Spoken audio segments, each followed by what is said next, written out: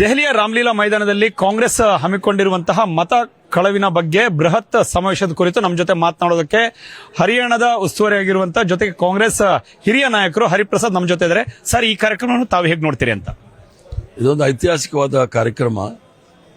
2014 ನಂತರ ಇಡೀ ರಾಷ್ಟ್ರದಲ್ಲಿ ಎಲ್ಲಿ ಕಾಂಗ್ರೆಸ್ ಪಕ್ಷ ಅಥವಾ ಬಿಜೆಪಿಯೇತರ ಪಕ್ಷಗಳು ಅಧಿಕಾರದಲ್ಲಿತ್ತು ಅಲ್ಲಿ ಶಾಸಕರನ್ನ ಖರೀದಿ ಮಾಡ್ತಾ ಇದ್ರು, ಶಾಸಕರನ್ನ ಕಳ್ಳತನ ಮಾಡ್ತಾ ಇದ್ರು.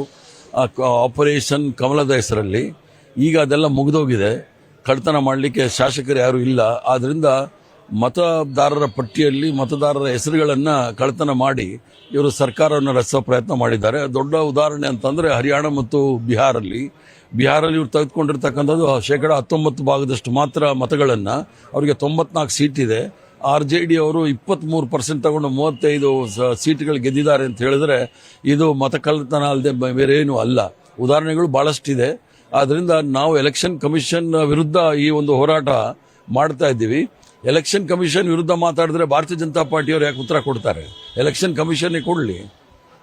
ಅಂದ್ರೆ ಕಾಂಗ್ರೆಸ್ನವರು ಮಾಡ್ತಿರುವಂತ ಈ ಒಂದು ವೋಟ್ ಚೋರಿ ಅಭಿಯಾನ ಇದೆ, ಇದು ಹತಾಶೆಯಿಂದ ಮಾಡ್ತಿರುವಂತ ಅಭಿಯಾನ ಅಂತ ಬಿಜೆಪಿ ಆರೋಪ ಮಾಡುತ್ತೆ. ಈಗ ಭಾರತೀಯ ಜನತಾ ಪಾರ್ಟಿಯವರು ಒಂಥರ ಗಲಿಬಿಲಿಯಾಗಿದ್ದಾರೆ. ಇಷ್ಟೊಂದು ಜನ ಬೆಂಬಲ ಸಿಗುತ್ತೆ ಅಂತ ಅವ್ರು ತಿಳ್ಕೊಂಡಿಲ್ಲ. ಅದಕ್ಕೆ ಏನಾದರೂ ಒಂದು ಪದ ಪುಂಜಗಳನ್ನ ಉಪಯೋಗಿಸಬೇಕು, ಅದನ್ನು ಮಾಡ್ತಾ ಇದ್ದಾರೆ. ಸಂಪೂರ್ಣವಾಗಿ ಇದರ ಮತ ಕಳ್ಳತನ ಬಹಳ ಸ್ಪಷ್ಟವಾಗಿದೆ. ಸರ್, ಇವತ್ತು ದೆಹಲಿಯಲ್ಲಿ ಹಮ್ಮಿಕೊಂಡಿರುವಂತಹ ರ್ಯಾಲಿಯಲ್ಲಿ ಬಹುತೇಕ ಎಲ್ಲಾ ಕಡೆ ಕೂಡ ಇಡೀ ದೇಶಾದ್ಯಂತ ಕಾಂಗ್ರೆಸ್ ಸಹಿ ಸಂಗ್ರಹವನ್ನ ಮಾಡಿತ್ತು. ಒಟ್ಟು ಎಷ್ಟು ಸಹಿ ಸಂಗ್ರಹವಾಗಿದೆ? ಆ ಸಹಿ ಸಂಗ್ರಹವಾಗಿರುವಂತಹ ಪತ್ರ ಮುಂದೆ ಯಾವ ರೀತಿಯಾದಂತಹ ಒಂದು ಉಪಯೋಗಕ್ಕೆ ತೆಗೆದುಕೊಂಡು ಹೋಗ್ತೀರಾ? ಅದು ದಾಖಲೆಗಳಿಗೆ ಹೇಗೆ ಅದನ್ನ ತೆಗೆದುಕೊಂಡು ಹೋಗ್ತೀರಾ ಅಂತ? ಇಡೀ ದೇಶದಲ್ಲಿ 25 ಕೋಟಿ ಸಹಿ ಸಂಗ್ರಹವನ್ನ ಮಾಡಿದ್ದೇವೆ. ಅದನ್ನ ನಾವು ರಾಷ್ಟ್ರಪತಿಗಳಿಗೆ, ಯಾಕಂದ್ರೆ ಸಂವಿಧಾನಿಕ ಪದವಿನಲ್ಲಿ ಇಟ್ಕೊಂಡಿರ್ತಕ್ಕಂಥವ್ರು ನಿಷ್ಪಕ್ಷಪಾತವಾಗಿರಬೇಕು. ಅವ್ರು ನಿಷ್ಪಕ್ಷಪಾತವಾಗಿಲ್ಲ. ಅವರ ಪರ ಭಾರತೀಯ ಜನತಾ ಪಾರ್ಟಿಯವರು ಮತ್ತು NDA ಪಾರ್ಟ್ನರ್ಗಳು ಮಾತಾಡ್ತಾ ಇದ್ದಾರೆ. ಅದನ್ನ ಸಂಪೂರ್ಣವಾಗಿ ಅದು ರಾಜಕೀಯ ಪಕ್ಷವಾಗಿ ಬೆಳ್ಕೊಂಡಿದೆ ಎಲೆಕ್ಷನ್ ಕಮಿಷನ್ 2014 ಈಚೆಗೆ.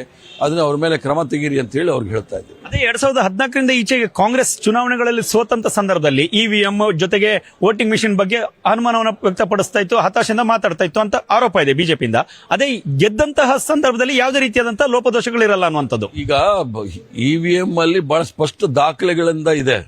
ಕರ್ನಾಟಕ ರಾಜ್ಯದಲ್ಲಿ ನಾವು ಗೆದ್ದಿದ್ರೇನು ಸಹ ಲೋಕಸಭೆ ಕೇಂದ್ರ ಲೋಕಸಭಾ ಕ್ಷೇತ್ರದಲ್ಲಿ ಅಲ್ಲಿ ಎಲ್ಲ 8 ಕ್ಷೇತ್ರದಲ್ಲಿ 7 ಕ್ಷೇತ್ರದಲ್ಲಿ ಕಾಂಗ್ರೆಸ್ ಮುಂದಿತ್ತು. ಒಂದೇ ಕ್ಷೇತ್ರದಲ್ಲಿ 1 ಲಕ್ಷ ಓಟು ಹೆಚ್ಚು ಕಮ್ಮಿ ಆಗಿದೆ ಅಂದ್ರೆ ಏನರ್ಥ? ಆಳಂದಲ್ಲಿ ಈಗಾಗಲೇ ಅದು ಉದಾಹರಣೆ ಇದೆ ನಮ್ಮ ಮುಂದೆ.